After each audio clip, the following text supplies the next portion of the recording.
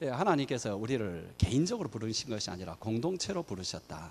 특별히 가족 공동체로 부르셨다라는 것입니다. 그렇다면 하나님이 우리를 가족이 되게 하는 그런 공동체로 부르셨을 때에 우리에게 기대하는 바가 있겠죠.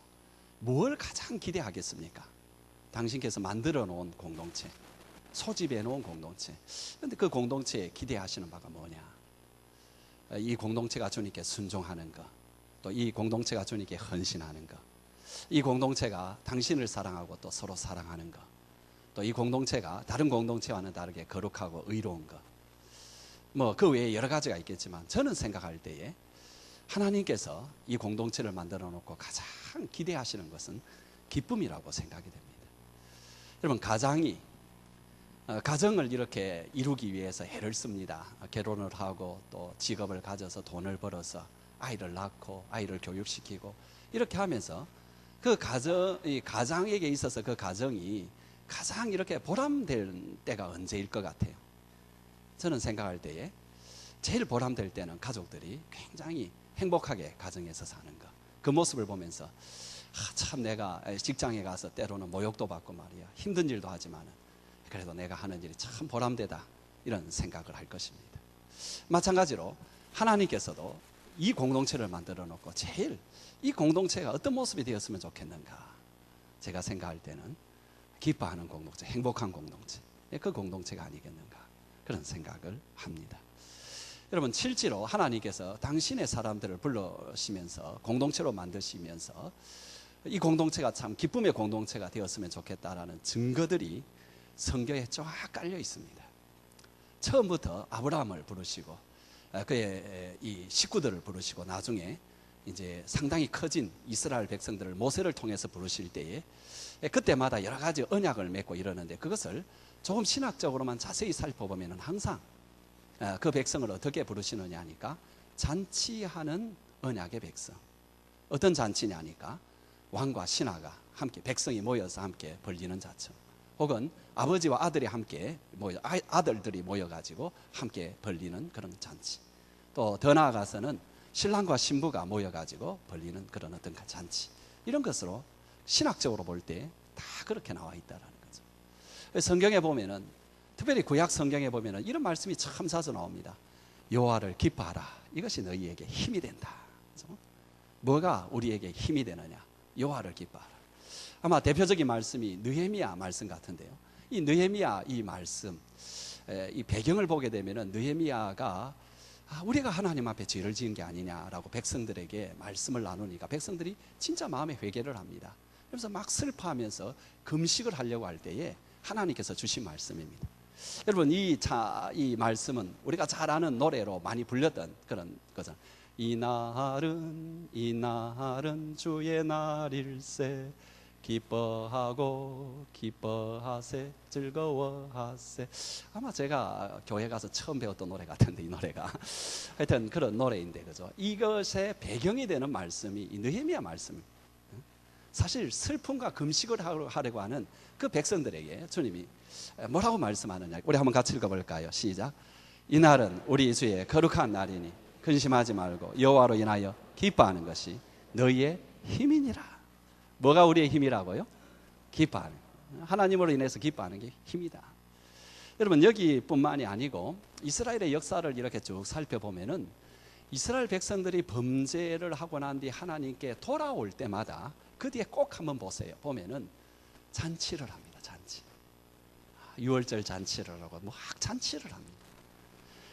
그리고 또 이제 그 증거를 우리가 볼 수 있는 것이, 우리 예수님께서 비유를 참 많이 말씀했잖아요, 그지요? 근데 비유를 한번 조금만 자세히 보세요. 항상 보면은 잔치하는 비유가 그렇게 많이 나옵니다. 그래서 뭐 드라카마를 찾게 되었는데 이웃들을 불러가지고 잔치를 벌렸다든지, 그래서 뭐 자기의 나갔던 둘째 아들이 돌아왔는데 너무 기뻐가지고 잔치를 벌리면서, 첫째 아들이 안 들어가니까 아니다, 우리 잔치해야 된다고 이런. 그러니까 하나님 나라에 대한 비유거든요. 이게 전부 다 하나님 나라는 뭐냐 하니까 잔치하는 것이다, 기쁨이 넘치는 것이다. 예수님께서 당신의 제자들이 이 땅에서 굉장히 고난받고 결국은 그 말씀대로 그 제자들이 다 순교하잖아요. 그럼에도 불구하고 하나님께서는 그 제자 공동체가 그런 고난을 받는 고난 공동체라서 뭐 슬픔의 공동체도 될 수가 있고 고통의 공동체도 될 수가 있지만 주님은 기쁨의 공동체가 되어야 된다. 한번 말씀을 한번 같이 볼까요? 시작. 내가 이것을 너희에게 이르면 내 기쁨이 너희 안에 있어 너희 기쁨을 충만하게 하려. 주님께서 제자 공동체, 교회를 부르신 목적이 뭐냐니까 고난도 있고 어려움이 있어요. 이 말씀의 전적인 배경이 뭐냐니까 세상이 나를 미워하는데 제자인 너희들은 미워하지 않겠나, 이런 말씀의 흐름입니다. 그럼에도 불구하고 내 기쁨을 너희에게 주니까 너희 마음에 너희 이 무리 가운데 기쁨이 충만하기를 바란다. 여러분, 이제 문제는 뭡니까? 우리의 공동체 또 우리의 개인의 삶이 실질적으로 이런 기쁨이 충만하냐? 그렇지 못하다는 것입니다. 그럼 왜 그렇느냐? 현실적으로 삶이 어렵다라는 거죠. 우리가 그리스도인이 된다고 해서 이 땅에 인생이 살아가는 그런 고통과 아픔을 면제받는 건 아닙니다. 예수님을 영접하니까 그 다음부터 병에 걸리지 않는다, 그렇지 않습니다. 병에 걸리기도 하고 마음에 걸리기도 하고 그렇게 합니다. 여러분, 거기뿐만 아니라 우리가 예수를 믿는 이유로 또 이 세상이 별로 안 좋아하고 미워하고 교모하게 우리를 괴롭히는 그런 일도 참 많이 일어납니다. 뿐만 아니라 우리가 예수님을 좀 더 제대로 믿고 바로 믿고 또 천국의 상급을 바라보려고 하니까는 뭐 우리가 굳이 이걸 안 해도 되는 일을 우리가 해야 되는, 그죠? 그것을 감당을 해야 되는 그런 일도 우리에게 참 많습니다. 이게 여러분 쉬운 일이 아니라는 거죠. 여러분, 현실적으로 보게 되면은 뭐 가정의 문제, 부부간에 갈등이 없는 가족이 어디 있습니까? 그런 어떤 부부가 어디 있습니까? 아무리 인고 부부라 하더라도 그 안에 들어가면 다 갈등이 있고요, 어려움이 있죠. 특별히 고부간의 갈등이라든지 뭐 시댁과의 갈등, 또 처가와의 갈등, 그죠? 그렇게 좋은 자식과의 갈등, 이런 게 다 있습니다. 여러분, 이렇게 뭐랄까요, 건강 문제도 그렇잖아요. 어느 가정에 보면은 계속적인 오래된 지병 때문에 사람들은 그냥 하도 지병이니까 뭐 그렇거니 하지만은 괴로움을 당하는 본인은 여전히 괴로운 그런 지병인데 그걸 가지고 살아가야 되고, 거기에 가족들도 이제는 어느 정도 익숙하다고 말은 하지만은 뭐 익숙한 게 편한 익숙함입니까? 다 희생과 고통의 익숙함이죠, 그죠? 그러면서도 또 갑자기 찾아오는 그런 질병, 그런 것들도 우리에게 다 있고, 경제적인 문제도 있잖아요. 뭐 계속적인 지속적인 어려운 가운데 있는 가정 참 힘들고요. 어떤 가정은 좀 되는 듯 하는데 갑자기 이렇게 문제가 생겨가지고 경제적인 어려움을 당하거나, 직장 문제 같은 경우에도, 그죠? 언제 요즘은 뭐 그런 생각만, 뭐 직장인들은 다 그런 생각합니다. 내가 딴 일만 뭐 내가 먹고 살 길이 좀 있다면 당장 그만두겠는데 뭐 그 생각 안 하고 직장 생활하는 사람이 어디 있습니까? 다 그 생각하고, 요즘은 이제 뭐 그런 분위기가 아니고 하도 직장 구하기가 어려우니까는 이거 내가 언제 쫓겨날지 모르겠는데, 그런 어떤 두려움. 뭐 그러나 여러분, 직장이 없는 사람들은 그 사람들조차 부러운 거죠. 야, 나도 저런 걱정 좀 해봤으면 좋겠다. 요즘 청년들에게 이렇게 직장이 많이 없고, 우리 세대는 저는 그렇게 생각합니다. 지금 청년들에게 되게 미안합니다. 되게 미안합니다. 제 마음은 그렇습니다.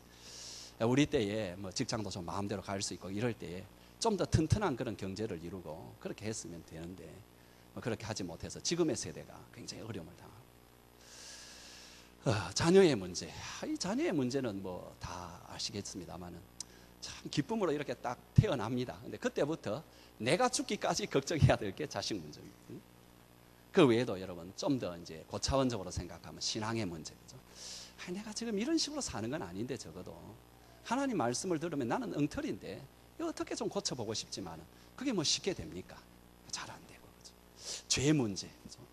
뻔히 알고 있는 죄고 이것 때문에 기도도 많이 했지만은 잘 풀리지 아니하는 이 죄 문제 때문에 굉장히 고통스럽고, 또 다른 사람, 저 사람 왜 저랬느냐고 비난하고, 돌아보니까 가만히 생각해 보니까 내가 그런 모습을 똑같이 하고 있고, 신앙적으로 좀 더 열정을 갖고 살고 싶고, 좀 더 주님 말씀대로 하나님 사랑하고 이웃을 좀 사랑하며 살고 싶은데 내 마음에 그런 열정이 없단 말이에요.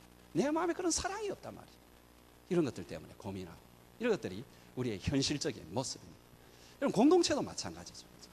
공동체가 그 안에 항상 문제가 있고 항상 어려움이 있고, 목장도 그렇고 교회도 그렇고 가정도 그렇고 그렇습니다. 제가 좀 상당한 시간 동안 이걸 나열했습니다만은 정말로 우리가 헤아릴 수 없이 많고 많은 그런 어떤 어려움과 역경의 삶입니다. 그런데 우리가 하나님의 자녀로 부르심을 받았다, 그리고 하나님의 자녀된 공동체를 이루었다면은 꼭 우리가 이렇게 회복하고 가져야 될 것이 기뻐하는 생활입니다. 그게 그리 해야 되고 또 그렇게 하는 것이 그리스도인의 삶이다. 그리스도인으로서 우리가 기쁨을 하나님이 그렇게 부르셨으니까 그것뿐만 아니라 이 땅에서 우리가 좀 성공적인 삶을 살려고 하더라도 이 기쁨을 회복하는 것, 기쁨의 공동체가 되고 기쁨의 사람이 되는 게 참 중요합니다. 그렇습니다. 여러분 옛날 사람도 그걸 알았습니다. 얼굴을 찡그리고 살고 그 마음에 기쁨이 없는 사람에게는 결코 성공이 찾아오지 않습니다. 결코. 그래서 옛날 사람들이 늘 하는 말이 뭐냐 하니까 소문 만복내라. 그러니까 웃음의 그 집의 문에 복이 찾아 들어온다. 그러니까 웃고 기쁨이 있는 그곳에 뭐가 오느냐 하니까 성공이 찾아온다. 여러분 공동체도 마찬가지죠. 공동체. 여러분도 한번 생각해 보세요. 어느 공동체에 여러분 살고 싶어요? 기쁨이 있고 웃음이 있는 공동체가 들어가고 싶고 거기 살고 싶지.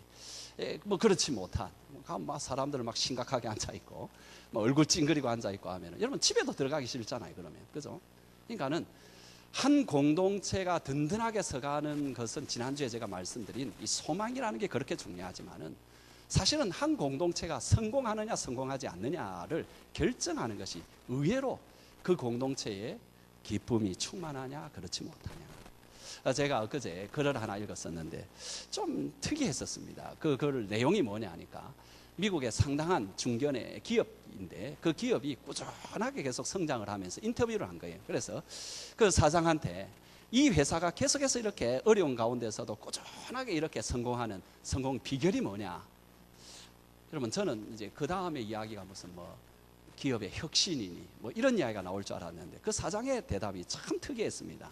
뭐라고 하느냐 하니까 우리 회사가 이렇게 계속해서 성공할 수 있는 비결이 뭐냐 하니까 우리 회사는 그 기쁨이 있는 회사라고, 우리 회사는 행복한 회사라고, 여기에 나오는 우리 직원들이 우리 이 회사원이 된 걸 참 좋아한다고, 많은 사람들이 착각을 하는데 이게 제일 중요하다고 그렇게 말을 하는 겁니다. 여러분 참 기쁨이 중요합니다. 기쁨. 우리 교회가 어떤 교회가 돼야 되느냐 지금 그런 주제로 우리가 살펴보는데 제가 생각할 때에 참 중요한 것이 기쁨의 공동체가 되는 것이 뭐 사랑의 공동체, 선교의 공동체, 헌신의 공동체가 되는 것보다 우선이다 이런 생각이 듭니다. 그 유명한 심리학자 레오 버스카글리라는 이 여자의 이야기입니다. 이분이 이제 자기 어머니의 이야기를 하는데 어느 날 자기 아버지가 와가지고 가족에게 슬픈 소식을 전하는데 뭐냐 하니까 아버지가 경영하던 회사가 완전히 도산됐다라는 소식입니다. 그러니까 어머니가 그날 밤에 자기가 가지고 있는 금속 그러니까 귀중품을 들고 나가가지고 그걸 몽땅 팔아가지고 그날 저녁에 지금까지 그 가정에서 별로 먹어보지 못했던 아주 맛있는 이런 것들을 잔뜩 사와가지고 밤에 잔치를 그냥 아주 멋지게 꾸미고 막 열의를 다해서 가족들을 해가지고 잔치를 벌린 것입니다. 그러니까 이제 나중에 친척들이 며칠 뒤에 그 이야기를 듣고 그 이제 자기 그 어머니를 비난하는 거죠. 지금 정신이 있나 없나 말이야. 그 순간에 그런 잔치하다니. 그러니까는 자기 어머니가 대답한 게 뭐냐 하니까 우리 가정이 그날 저녁만큼 기쁨이 필요할 때가 없었다고. 자기 아버지가 또 뭐라고 이야기하느냐 하니까 그날 그 사건을 통해서 우리 집 사람이 자기가 가지고 있는 어떤 것보다도 가족을 사랑한다는 것을 깨달았다. 그리고 그날 밤에 그 잔치를 통해서 내가 다시 한번 해보자라는 용기가 생겼다. 그렇습니다, 여러분. 가정도 뭐가 필요하느냐 하니까 기쁨이 필요합니다. 가정에 뭐가 필요하냐? 기쁨이 필요합니다. 목장에 뭐가 필요하느냐? 기쁨이 필요합니다. 우리 교회에 뭐가 필요하느냐? 뭐가 필요해요? 기쁨이 필요합니다. 네, 기쁨. 여러분 오늘 말씀을 통해서 여러분과 좀 생각해 볼 것은 사도 바울의 말입니다. 여러분 잘 알다시피 빌립보서의 주제가 뭡니까? 아세요? 기뻐하라. 그렇죠? 그래서 여러 가지 편지의 제목들이 있는데 예를 들면 데살로니가 전후서는 소망의 편지라 이런 표현을 합니다. 근데 빌립보서는 뭐의 편지라 그렇게 하느냐 하니까 기쁨의 편지다. 근데 그 기쁨의 편지를 쓰는 사도 바울의 처지가 결코 기뻐할 만한 처지가 아니었습니다. 그러면서 그가 자기도 그런 처지 가운데서도 자기가 그런 성공적인 삶을 살 수 있었던 게 뭐냐 하니까 기쁨이었고요. 그래서 그것을 아는 사도 바울은 빌립보 교회에 너희들도 기쁨이 있어야 된다. 그러면서 그 기쁨의 비결을 보여주고 있다. 그러니까 어떻게 보면 여러분 기쁨이라는 것은 찾아오고 안 찾아오고 하는 게 아니라는 거예요. 기쁨이라는 건 우리가 어떻게 하느냐, 이게 굉장히 중요해요. 그래서 비결을 세 가지로 가르쳐 줍니다. 먼저 여러분 정답을 먼저 가르쳐 드리면 첫 번째는 뭐냐 하니까 주 안에서 기뻐하라. 좀 더 정확하게 말하면 주 안에서 기뻐하기로 결단하고 살아라. 두 번째는 뭐냐 하니까 인간관계의 갈등을 꼭 극복해야 된다. 세 번째는 우리 마음에 있는 이 염려를 극복해야 된다. 뭐 뻔한 말 같지만은 아주 중요하다는 거죠. 그러면서 어떻게 구체적으로 그렇게 할 수 있는가를 비결을 보여준다. 첫 번째는 뭐라고 했습니까? 주 안에서 기뻐하라. 주 안에서 기뻐하기로 작정하라. 여러분, 기뻐하라라는 이 말이 말이 됩니까? 말이 안 됩니까? 하도 많이 들으니까 말이 되는 것 같기도 하고, 어떻게 생각하면 말이 안 되는 것 같기도 하고, 뭐 기뻐하라 여러분, 말이 안 된다고 생각하는 것은 기쁨이라는 요것을 사건과 이루어지는 현실에 대한 감정적 반응으로 생각하면 말이 안 됩니다. 이건 뭐 기뻐한다고 기뻐하는 게 아니고, 기쁨이라는 건 그냥 되는 거고 뭐 그런 거죠. 그런데 그러니까 우리가 하는 자주 말이 뭐냐 하니까 뭐가 기뻐할 게 있어야 기뻐하지, 이 말이라는 거죠. 사실 앞에서 생각해 본 대로 참 인생 자체는 기뻐할 것이 가끔은 생기지만 별로 없는 것이 인생인데, 성경에 보니까 기뻐하라, 그것도 항상 기뻐하라. 이게 어떻게 가능하냐? 인간이 좀 백치면, 그죠? 멍청하게 살면은 항상 허허 웃으면서 기뻐할지 모르지만, 좀 의식이 있고 생각이 있는 사람이라면은 어떻게 항상 기뻐할 수 있느냐, 이런 문제입니다. 인간으로는 사실은 항상 기뻐하는 것이 불가능합니다. 그런데 예수 안에서는 가능하다는 것입니다. 주 안에서는 가능하다는 것입니다. 사도 바울이 뭐라고 이야기하느냐 하니까 주 안에서 기뻐하라. 여러분 4절 우리 한번 같이 읽어보겠습니다. 시작. 주 안에서 항상 기뻐하라. 내가 다시 말하노니 기뻐하라. 항상 기뻐해라. 근데 주 안에서 항상 기뻐해라. 여러분 사도 바울이 지금 처지가 어떤 처지냐 하니까, 여기에 여러분 있을 때 사도 바울이 어디에 있었나요? 감옥에 있었습니다. 그리고 감옥에 있을 때에 자기의 믿음의 형제들조차도 그를 굉장히 공격해야 되는 아주 힘든 그런 상황 가운데 있음에도 불구하고 그가 기쁨을 누릴 수가 있었습니다. 그러니까 자기도 나중에 말할 때 나는 기뻐한다. 근데 그렇게 기뻐하는 근거가 뭐냐 하니까 지난주에 생각해 본 대로 예수님이라는 예수님. 예수님은 우리의 삶의 소망도 되시고 기쁨도 되신다. 예수님이 사도 바울의 기쁨이 되고, 예수님이 좀 빌립보 교회에 지금 기쁨이 될 수 있는, 또 기쁨이 되시는 분이시다. 제가 참 좀 좋아하는 찬양 중에 하나가 바하의, 그죠? 바하가 쓴 예수, 그죠? 예수스 브리브트 마이네 프로이르, 예수는 나의 기쁨이 되신다라는 이 찬양을 제가 참 좋아합니다. 예수는 나의 기쁨이기에 예수님은 나의 기쁨이 되시네. 그 찬양의 내용이 내 마음의 위로와 활력이 되시네. 예수님은 모든 슬픔을 막아주시고 그는 나의 삶의 능력이 되시네. 내 눈의 즐거움, 내 눈의 햇볕, 내 영혼의 보배, 내 영혼의 기쁨. 그러기에 나는 언제나 내 마음에 주님을 모시고 살아가는 그런 내용입니다. 여러분 예수님이 바로 그런 분이라는 거죠. 어떤 영국에서 일인데요, 추운 겨울 밤에 술에 잔뜩 취한 한 남자가 교회 문을 다 두드렸습니다. 그날따라 그 교회에 관리인도 술에 취해 있었습니다. 그래서 계속 두드리는 문에 이제 관리인이 술 취한 채로 누구요? 이렇게 하니까는 그 술 취한 사람이 나 여기에 좀 신자가 되기를 원하는 사람이요, 이렇게 대답을 합니다. 그러니까 왜 신자가 되기를 원하요? 이러니 세상이 너무 슬프고 어렵고 사는 것이 너무 서러워서 좀 기쁨을 좀 구하고 싶소. 아니 그럼 기쁨을 찾는다면 왜 교회에 왔소? 여기 오면은 기쁨을 주는 분이 있다고 들었기 때문이요. 술 취한 관리인이 하는 말이, 그런 분 여기 없소. 예수가 없으면은 기쁨이 없습니다. 예수님이 안 계시는 교회 기쁨이 없고요, 예수님이 안 계시는 마음 기쁨이 없습니다. 반면에 우리 예수님이 계신 교회, 예수님이 함께 하시는 사람, 예수님이 함께 하시는 목장, 가정, 여러분 거기에는 기쁨의 근원이 이미 그 속에 있습니다. 아멘입니까? 예수님이 계시기 때문에. 예수 안에서 기뻐하라라는 이 말의 뜻은 뭐냐니까, 예수님이 우리의 보호자가 되시고 우리의 공동체의 소망이 되시고 복의 근원이 되신다는 사실을 의심하지 아니하고 믿을 때 오는 기쁨이라는 것입니다. 그리고 현실의 어려움과 힘든 것들도 이런 것이 있지만은 예수님은 나를 버리지 아니하실 것이라는 확신 가운데 갖는 기쁨이고요.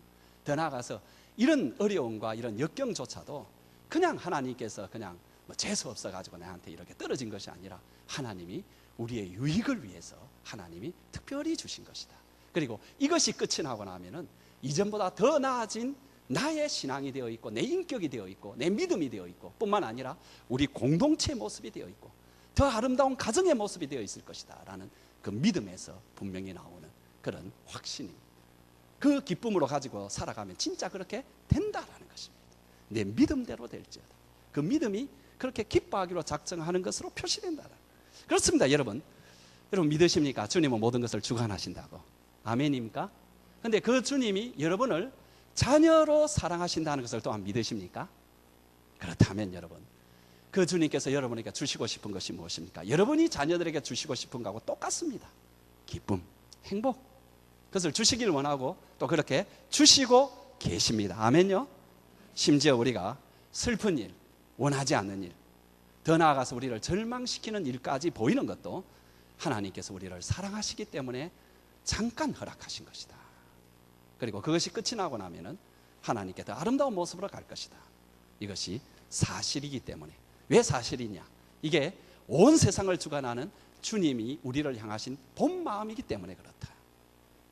내가 너희를 향한 마음은 재앙이 아니다. 평안을 주려는 것이다. 장래의 소망을 성취하려는 것이다. 이게 내 마음이다. 아멘요. 그런 여러분 항상 기뻐하기로 작정하시기 바랍니다. 그죠? 말씀드린 대로 기쁨과 슬픔을 현실에 대한 감정적 반응으로만 생각하지 말고요. 현실에 대한 의지적 결단으로 생각하시기 바랍니다. 기뻐하라. 그래서 여러분 어렵고 고통스러운 그런 상황 가운데서도 여러분 어떻게 여러분 생각하시느냐 하니까 첫 번째는 그럴 때에는 항상 혹시 내가 하나님 앞에 회개할 것이 없는가를 진지하게 좀 생각해 보시기 바랍니다. 많은 경우는 우리의 죄 문제와 관련이 있기 때문에 그렇습니다. 그러면 회개하시면 됩니다. 하나님 내가 생각해 보니 이런 죄가 있습니다. 내가 이 죄를 회개합니다. 회개하면 됩니다, 여러분. 두 번째로는 그러는 중에도 하나님께서는 여전히 우리를 사랑하시고 불쌍히 여긴다는 사실을 잊지 마시기 바랍니다. 그리고 그 주님 안에서 기뻐하시기 바랍니다. 그럴 때 여러분들이 이웃을 치료하는 사람이 될 수가 있고요. 이웃을 이렇게 고치는 소망을 줄 수 있는 그런 공동체를 형성할 수 있습니다. 우리 교회가 그랬으면 좋겠습니다. 우리 교회에 예수의 기쁨이 넘쳐서 많은 사람들에게 이렇게 소망을 주고 치료를 해줄 수 있는 그런 공동체가 되기를 주의 이름으로 축원합니다. 그런데 이 기쁨, 이제 주 안에서 우리가 기뻐하기로 작정을 하는 데에 두 가지의 방해거리가 있습니다. 이 방해거리를 잘 극복을 해야지 우리가 이 기쁨을 잃어버리지 않습니다. 그래서 이것이 두 번째, 세 번째 비결입니다. 뭘 극복해야 되느냐? 먼저 갈등을 극복해야 됩니다. 여러분 가만 생각해 보십시오. 우리의 삶에 있어서 가장 우리를 힘들게 하는 게 뭡니까? 인간관계의 갈등입니다. 그렇죠? 특별히 어떤 공동체에서 이전에는 같이 밥도 먹고 다니고 재밌게 그렇게 지냈는데 어느 순간에 보면은 서로 등을 딱 쥐고는 말도 안 하고 서로 얼굴 보는 것도 부담스러운. 여러분 그렇게 되면은 그 사람 마음에 어떻게 기쁨이 있겠습니까? 또 그런 분들이 몸담고 있는 공동체에 어떻게 기쁨이 있겠습니까? 그렇죠? 근데 여러분 이럴 때 이제 좀 잘 생각할 것이 있습니다. 그게 뭐냐니까 이런 갈등이 왜 생겼나? 여러분 이렇게 생각하면은 답이 없습니다. 이렇게 좀 생각하십시오. 물론 갈등을 안 만드는 게 좀 중요하죠. 그렇지만은 이렇게 좀 생각을 하십시오. 갈등은 있다 항상. 네? 갈등은 항상 있다라는 것을 먼저 전제를 하시기 바랍니다. 중요한 건 뭐냐니까 갈등이 아예 없으면 좋겠는데 그게 아니고 갈등은 어느 공동체나 있습니다. 사람이 사는데 왜 갈등? 그런데 중요한 건 뭐냐니까 그 갈등을 극복하느냐 극복하지 못하느냐의 문제라는 거죠. 여러분 예를 들면은 사도 바울이 제일 자랑스러워했던 교회가 어느 교회겠습니까? 아주 자랑스러워했던 교회. 저는 빌립보 교회라고 생각합니다. 왜냐하니까 빌립보 교회만 나오면은 사도 바울이 그냥 막 칭찬을 해대는 모습을 보게 되면은 정말 좋아했구나. 그런데 이 빌립보 교회에도 갈등이 있었습니다. 증거 볼까요? 2절 오늘 본문 다시 한번 같이 한번 읽어보겠습니다. 시작. 내가 유오디아를 권하고 순두개를 권하노니 주 안에서 같은 마음을 품으라. 여러분, 이 두 여자분은 교회에 아주 대표적으로 열성을 가진 어떤 헌신된 분입니다. 여러분 3절 한번 보실래 보니까 복음에 힘쓰던 저 여인들이라는 표현이 나오는데, 이거 여러분 주석적으로 볼 때 앞에 있는 두 여인을 가리킵니다. 그러니까 이 여인들이 굉장히 열심히 복음을 위해서, 교회를 위해서 헌신했던 여인들이었는데, 세월이 이제 지나면서 뭐 2년, 3년, 10년이 가면서 두 여인 간에 갈등이 생긴 거예요. 그래서 서로가 힘들어지고, 여러분 중요한 두 여인이 교회 안에서 갈등을 겪으면 어떻게 됩니까? 교회가 굉장히 부담스러워지잖아요. 그래서 교회의 기쁨이 막 없어지고, 그런 지금 처지라는 거예요. 여러분, 바울이 그렇게 자랑하는 교회도 이렇게 갈등이 있었다라는 거예요. 여러분, 이 교회에서 우리 어떤 만남, 또 봉사, 헌신, 이런 모습이 어떻게 돼야 되느냐니까 빌립보서 2장 여러분 한번 봅시다. 한번 같이 한번 읽어보겠습니다. 2절 3절인데 시작. 마음을 같이하여 같은 사랑을 가지고 뜻을 합하여 한 마음을 품어 아무 일이든지 다툼이나 허영으로 하지 말고 오직 겸손한 마음으로 각각 자기보다 남을 낫게 여겨라. 여러분, 이런 권면을 하고 있다는 것은 이 교회에 이런 문제가 있다는 것입니까? 없다는 것입니까? 있다는 거죠. 그러니까 서로 자기가 더 낫다고 생각하고 뭐 이런 것들이 다 있다라는 거예요. 아마 그 중에 대표 주자가 이 순두부가 아니고 순두개와 유오디아라는 두 사람이거든요. 여러분, 저는 순두개를 생각할 때마다 항상 순두부가 사실 생각이 났었어요. 여러분, 중요한 건 제가 뭐라고 했습니까? 이런 갈등의 소지를 줄이는 것도 중요하지만, 이런 갈등이 일어났을 때 갈등을 해결해 나가야 돼요. 그게 굉장히 좀 중요하다. 그럼 어떻게 해결해 가느냐? 그 비결을 여러분 5절에 이렇게 말하고 있습니다. 같이 한번 읽어보겠습니다. 시작. 너희 관용을 모든 사람에게 알게 하라. 주께서 가까우시느니라. 성경이 제시하는 답이 뭐냐니까 관용이야. 관용해야 된다. 갈등이 있고 어려움이 있고 불일치가 있다. 관용해야 된다. 여러분, 일반적으로 관용의 뜻은 뭐냐 하니까 넓고 부드러운 마음으로 어떤 것도 품어주는 걸 말하죠. 그죠? 관용했다. 그것을 용서해주고 참아주고 품어주는 것. 예, 그 말이 우리에게 맞습니다. 그런데 이제 성경적으로 볼 때에는 이 말의 뜻이 좀 더 이 단어가 뭐냐 하니까는 에피에이케이아라는 요 단어인데요. 요 단어가 약간 좀 뭐랄까요? 어려운 단어 중에 하나입니다. 그 뜻이 뭐냐 하니까 충분히 힘이나 권세를 가지고 그것으로 보복도 할 수도 있고, 그 사람에 대해서 이렇게 막 억누르거나 핍박하거나 그렇게 할 수 있음에도 불구하고 그렇게 하지 아니하는, 그러면서 그 사람을 굉장히 부드럽게 대해주는 절제와 태도를 말한다라는 거예요. 그래서 이 단어를 이제 구약에 보면은 어느 곳에 이렇게 쓰고 있느냐 하니까 전쟁이 일어났어요. 그래서 그 사람들의 포로를 이렇게 끌고 왔는데, 일반적으로 포로는 어떻게 합니까? 그 모든 재산을 몰수하고 그 사람 죽이거나 혹은 종으로 팔잖아요. 그죠? 근데 그렇게 하지 아니하고 이 왕이 그 사람에게 그대로 재산도 주고 그대로 그 가족도 돌려주면서 그 땅에 편하게 살게 할 때에, 그때에 쓴 단어가 뭐냐 하니까 관용이라는 요 단어를 썼다라는 것입니다. 그래서 여러분, 관용해야 된다. 그래서 우리가 어떻게 관용할 수 있느냐? 무엇보다도 여러분, 관용할 수 있는 방법은 내가 충분히 그 사람 뭐 욕할 수도 있고, 충분히 그 사람 이렇게 할 수 있는 그런 어떤 이미 어떤 자격도 있고 또 위치도 그렇고, 그래도 그것을 첫 번째로 쓰지 아니하는, 절대로 쓰지 아니하는 그거. 그리고 더 나아가서 그 사람에 대해서 품어주려고 하고 이해해주려고 하고 도와주려고 하는, 이게 관용이라는 거죠. 사도 바울은 말을 할 때에 그러면 누구한테 관용을 베풀어야 되느냐 하니까 사도 바울은 모든 사람이다. 모든 사람. 그러니까는 이해가 가는 사람만 관용하는 것이 아니라 도무지 이해가 가지 않는 사람, 말도 안 되는 사람, 이런 사람들도 관용해야 돼. 여러분, 이런 말씀을 들으면 여러분 마음에 이제 부담만 가득됩니다. 왜냐하니까 관용하라라는 말은 하기 쉽습니다. 누가 나한테 오면은 한참 듣다가 아이고 뭐 집사님 그냥 관용하세요, 이 말은 하기 쉽습니다. 근데 반대로 내가 그런 처지가 되어서 아이고 목사님 좀 관용하세요 하면은 얼마나 힘든지 몰라요. 이거 누구는 뭐 그런 생각 안 해봤나? 그죠? 근데 관용하는 게 얼마나 힘들어요. 그죠? 근데 거기에 대한 비결이 있다라는 거예요. 거기에 대한 비결이 있다라는 거예요. 이유가 있다라는 거예요. 그게 뭐냐 하니까 주께서 가까우시니라. 여러분, 이 말에 대한 해석은 두 가지로 성경학자들이 합니다. 첫 번째 해석은 뭐냐니까, 주께서 가까우시다라는 말의 뜻이 뭐냐니까, 주님의 재림, 그러니까 주님이 가까이 오시고 계신다. 지금 가까이 다가오고 계신다. 그래서 주님이 빨리 이렇게 재림하실 것이다. 혹은 우리가 이제 때가 되면 죽어서 주님께 빠른 시간 내에 그분 앞에 서게 될 것이다. 여러분, 우리가 주님 앞에 서게 될 때에 주님께 우리가 바라는 가장 필요한 게 뭐겠습니까? 주님께 바라는 자비입니다. 자비. 불쌍히 여겨달라는 관용입니다. 인내하신 구세주여 내 말 들으사 죄인오라 하실 때에 날 부르소서. 주여 주여 내가 비오니 죄인오라 하실 때에 날 부르소서. 배경이 뭡니까?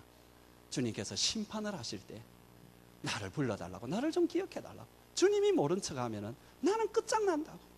거기에 대한 마치 낙원을 이렇게 같이 가게 해달라고, 나를 좀 기억해달라고 부탁한 그 한 강도와 같이 주여 자비를 베풀어달라.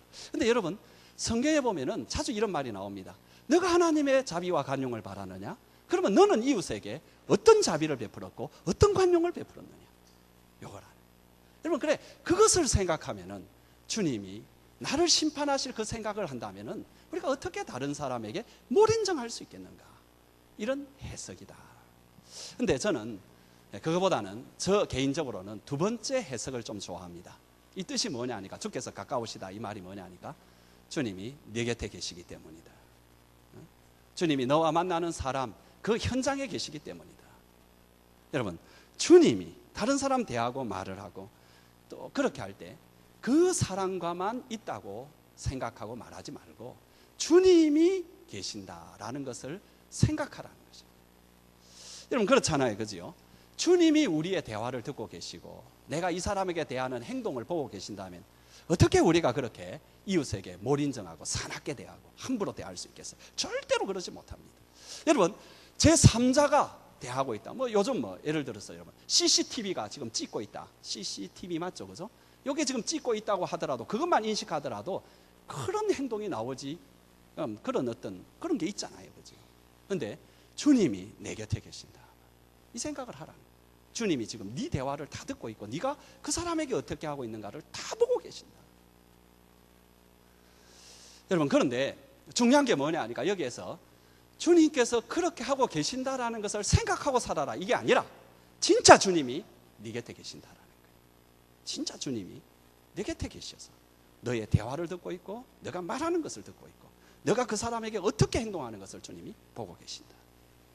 그게 여러분 우리의 관용의 비결입니다, 주님이. 그래서 여러분, 겁나한다 이런 것보다도 이렇게 좀 생각하는 게 좋겠죠. 나에게 한없는 자비를 베풀어 주신 주님이 나를 지금 보고 계시는데, 나를 10번 100번 용서해 주신 주님이 지금 내 곁에 계시는데 내가 이 형제를 어떻게 용서하지 못할까? 이게 관용의 비결이라는 것입니다. 그죠? 여러분, 이 관용을 이제 하려고 할 때에, 관용적인 삶을 살려고 할 때에, 그냥 요건 제가 글을 읽다가 좀 이렇게 본 것인데, 여기 보니까 5가지의 좋은 방법이 있다 했는데, 여러분에게 좀 도움이 되면은 마음에 좀 킵을 하시기 바랍니다. 5가지의 좋은 방법이 있는데, 첫 번째가 뭐냐니까, 말을 많이 듣고 적게 말해라. 첫 번째 방법. 가능한 한 말을 많이 듣고 적게 말해라. 두 번째는 뭐냐니까, 다른 사람과 이야기를 할 때 많이 그렇다 그렇다라고 동의를 해주고 아주 적게 논쟁을 해라. 가능한 한 동의해주고 찬성해주고 아주 적게 논쟁을 해라. 세 번째는 뭐냐니까, 많이 고백을 하고, 무슨 뜻이냐니까, 내가 잘못했다고 이렇게 하고 적게 남 잘못했다라고 비판해라. 네 번째 뭐냐니까, 대화하면서 많이 웃어라. 그리고 적게 걱정해라. 많이 웃으면서 적게 걱정해라. 여러분, 마지막으로 뭐냐니까는, 가능하면 많이 주려고 하고 받을 때는 가능하면 적게 받으려고 한번 해봐라. 그러면 된다.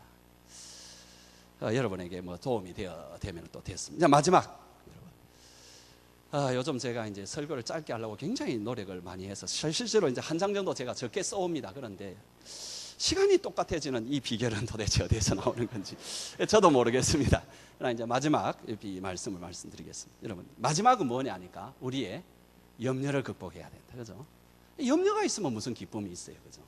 이 염려라는 게 원래 그 뜻이 뭐냐 하니까 이게 원어도 그렇고 재미있죠. 원어도 그렇고 심리학적으로도 그래요. 이 염려를 디피니션하는, 정의하는 그게 뭐냐 하니까 마음이 나누어진 상태다. 보통 그렇게 말합니다. 마음이 나누어지는 거예요. 그게 염려라는 게 염려. 그러니까 우리의 삶에 있어서 이렇게 돼야 되는데 이렇게 되었으면 좋겠는데 한데 현실은 아닌 거예요. 그죠? 마음이 나누어지잖아요. 그죠? 그때부터 뭐가 들어오느냐 하니까 염려가 들어온다. 공동체도 마찬가지죠. 우리 공동체는 이렇게 가야 되는데 현실적으로 그렇지 않다 할 때는 공동체 전체에 염려의 먹구름이 싹 이렇게 몰려 들어온다라는 거죠. 그런데 여러분, 문제는 뭐냐 하니까 이 염려거리가 없는 세상은 없다라는 것입니다. 앞에서 말씀드린 갈등도 그렇고 염려도 그렇습니다. 우리는 그게 없기를 바랍니다. 그래서 그것이 온 것에 대해서 막 저주를 퍼붓고 그러는데 그렇지 않습니다. 그건 어째도 오게 돼 있습니다. 중요한 것은 극복을 해나가야 된다. 그게 하나님의 방법이고 그럼 또 하나님의 굳이 방법이 아니라도 삶의 현실입니다. 그게 어떻게 여러분 극복을 하느냐. 그래서 사도 바울이 세 번째 우리가 염려를 극복해야 아주 중요한데 어떻게 할 수 있느냐. 여러분 6절 우리 한번 같이 읽어보겠습니다. 시작. 아무것도 염려하지 말고 다만 모든 일에 기도와 간구로 너희 구할 것을 감사함으로 하나님께 아뢰라. 성경의 처방이 뭐냐 하니까 기도라는 것이죠. 기도하면 염려를 우리가 하지 않게 된다. 염려라는 것 한번 저를 한번 보세요. 여러분, 인생을 이렇게 진짜 망하게 하는 것은 염려를 내가 하고 있는 그 사건이 인생을 망하게 하지 않습니다. 이걸 아셔야 돼요. 그 사건 자체가 인생 자체를 망가뜨려 놓은 일은 전혀 없는 것은 아니지만 대부분 그렇지 않습니다. 보통은 많이 안 일어나거나 그렇게 그렇지 않습니다. 그런데 인생이 마치 뒤에서 바퀴벌레나 쥐가 살살살살 갉아가지고 인생이 곤비하게 되고 힘들게 하는 게 뭐냐니까 거기에 대한 염려 자체입니다. 그래서 여러분, 염려거리가 중요한 것이 아니라 염려하는 내가 이 문제라는 거예요. 그래서 거기에서 우리가 해결되는 방법이 뭐냐 하니까 그것을 우리가 이겨야 되는데 기도해야 된다 말이에요. 여러분, 기도를 그러니까는 염려거리를 기도거리로 바꾸는 것, 이게 해결책이다 이렇게 말할 수 있습니다. 그것도 적당히 기도해서는 이게 염려거리로 계속 남습니다. 어떻게 하느냐 하니까 간절한 마음으로 지속적으로 기도하라. 그게 뭐냐 하니까 간구입니다. 간구. 본문을 다시 보세요. 아무것도 염려하지 말고 다만 모든 일에 기도와 그다음 뭐라고 나와요? 간구로 너희 구할 것을 감사함으로 하나님께 아뢰라 라는 거죠. 여러분, 그렇게 기도하면은 그 기도에는 역사하는 힘이 있습니다. 문제를 막 바꾸어 줍니다. 문제를 해결해 줍니다. 야고보서 5장 16절 말씀 같이 읽어봅시다. 의인의 간구는 역사하는 힘이 많으니라. 간구는 역사하는 힘이 있다. 그러면서 엘리야의 간구로 하늘의 창이 닫히기도 하고 열리기도 했다라는 걸 소개하는데 계속 읽겠습니다. 엘리야는 우리와 성정이 같은 사람이로되 그가 비가 오지 않기를 간절히 기도한즉 3년 6개월 동안 땅에 비가 오지 아니하고 다시 기도하니 하늘이 비를 주고 땅이 열매를 맺었다. 여러분, 기도는 능력이 있습니다. 기도는 현실을 바꿉니다. 문제를 바꿉니다. 그런데 염려는 아무런 능력이 없습니다. 여러분, 예수님의 말씀에 따르면 너희가 염려함으로 키를 한 자나, 좀 더 예수님의 어떤 과장법을 도입해 본다면 이 머리카락에 0.001cm라도 더 크게 할 수 있느냐? 아니지 않느냐? 염려는 아무런 소용이 없다. 그런데 그 염려거리가 중요한 것이 아니라 그 염려, 거기에서 벗어나는 게 중요한데 그것을 벗어나는 비법이 기도다. 그래서 아무것도 염려하지 말고 모든 일에 기도와 간구로 이렇게 말을 한다. 여러분, 그리스도인이 여러분에게 제가 묻겠습니다. 여러분이 지금 기도 생활을 제대로 하고 있지 않으면 이렇게밖에 진단할 수밖에 없습니다. 여러분은 100% 쓸데없는 염려거리로 여러분의 인생을 갉아먹히면서 살아가고 있습니다. 그렇게 돼 있습니다. 기도하지 않는 사람은 세상 염려에 사로잡혀서 살아가고 있습니다. 잘 나타내지 않죠. 그러나 그 인생을 좀 먹듯이 이렇게 갉아먹는 것은 여러분 세상 염려입니다. 근데 이 염려라는 것은 소용이 없는 소용이에요.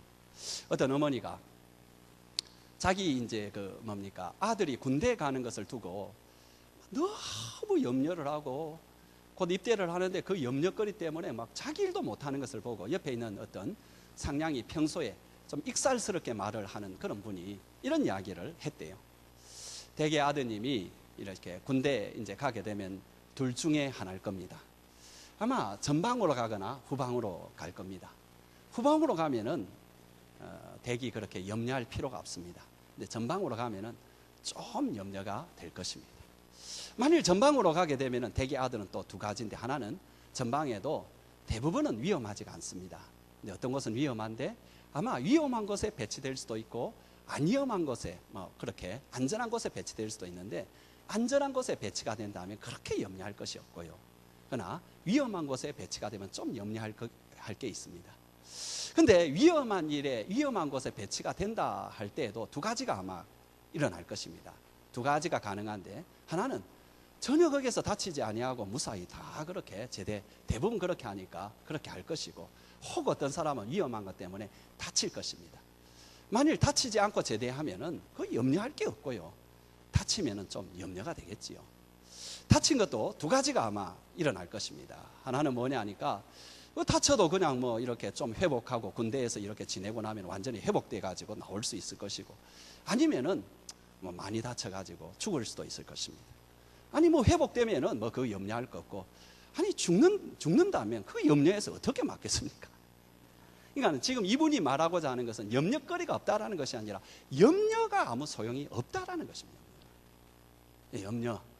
여러분, 여러분에게 필요한 게 뭐냐 하니까 염려거리를 없애는 것이 아니라 염려거리를 두고 염려하는 것을 없애야 돼요. 그 방법이 뭐냐 하니까 성경이 말하는 게 뭐죠? 기도하라. 기도하면은 역사하는 힘이 있다. 그래서 기도할 때 어떻게 기도하라고 합니까? 감사함으로 기도하라. 아멘. 여러분 6절을 다시 한번 읽어볼까요? 시작. 아무것도 염려하지 말고 다만 모든 일에 기도와 간구로 너희 구할 것을 감사함으로 하나님께 아뢰라. 아멘. 그러면 하나님께서 어떻게 해주신다고 합니까? 시작. 7절 시작. 그리하면 모든 지각에 뛰어난 하나님의 평강이 그리스도 예수 안에서 너희 마음과 생각을 지키시리라. 아멘. 어떤 분이 하나님의 평강이 우리의 마음과 생각을 지키는 상태를 어떻게 표현했느냐 하니까 아무런 뭐랄까요, 잔잔한 호수와 같은 상태다, 이런 어떤 비유를 했습니다. 제가 얼마 전에 어느 곳에 이렇게 갔을 때에 그 호수는 그날따라 바람 하나 없었고요, 아주 잔잔했습니다. 그리고 호수가 너무 깨끗했습니다. 그 호수를 이렇게 보니까 바닥까지 다 보였습니다. 여러분, 우리가 하나님 앞에 기도하면 하나님께서 그 복을 주십니다. 어떤 복을 주느냐 하니까 우리에게 새로운 눈을 열어줍니다. 하나님의 지각으로 여러분 문제의 본질을 볼 수 있게 하고 문제의 핵심을 볼 수 있게 하는 눈을 열어주십니다. 뿐만 아니라 지금 그 문제를 어떻게 해결해야 될지에 대한 지혜를 주십니다. 그리고 주님께서 그것을 해결할 수 있는 용기와 기회를 주십니다. 나를 그렇게 능력 있게 만듭니다. 그러면서도 또 주님께서 우리가 도무지 해결할 수 없는 것은 그 문제 자체를 바꾸어 주십니다. 아멘입니까? 주님이 약속하고 있는 말씀입니다. 이제 말씀을 마치겠습니다. 이제 내일부터 우리가 특별 새벽 기도에 5일간 이제 합니다. 여러분 5일 동안 특별 새벽 기도에 나오는 것이 좀 쉽지가 않습니다. 근데 여러분 쉽지 않고 희생이 있죠, 그죠? 근데 여러분 신앙 생활에는 희생이 있어야 됩니다. 우리가 예수님의 희생으로 그렇게 구원받았지만은 우리의 신앙이 자라기 위해서는 우리의 희생이 있어야 됩니다. 여러분 희생이 없는 신앙생활은 취미라고 말했습니다. 희생이 들어갈 때에 진정한 신앙생활이 됩니다. 한 주간 여러분 나오려면 새벽에 일찍 일어나야 되고 먼 길에 한번 왔다가 또 가야 되고 뭐 여러 가지 일들을 여러분이 어려운데 하는 그 희생할 것들이 있습니다. 그런데 여러분 그 희생을 주님 앞에 드리면서 주님 앞에 기도한다면 여러분이 하나님께 두 가지의 은혜를 주실 것입니다. 첫 번째는 뭐냐 하니까 주님이 가까이 계신다라는 것을 체험하게 될 것입니다. 주님이 내 곁에 계시네, 주님이 나와 함께 하시네, 그러면서 여러분의 마음이 저절로 넓어지게 될 것입니다. 두 번째로는 여러분 예수님의 평강이, 그리스도 하나님의 평강이 여러분의 마음과 생각을 지켜주실 것입니다. 사랑하는 성도 여러분, 우리에게는 기쁨의 근원이 이미 와 있습니다. 그것을 누리는 것만이 우리에게 남아 있습니다. 여러분, 예수님이 우리와 함께 계십니다. 예수님께서 우리에게 기도를 주셨습니다. 예수님께서 우리 곁에 계십니다. 이것을 통해서 주님께서는 모든 방해를 다 이기고 기쁨을 주시는 것을, 이 기쁨을 누리는 여러분 개개인이 되시고 가정이 되시고 목장이 되시고 우리 교회가 되기를 주의 이름으로 축원합니다.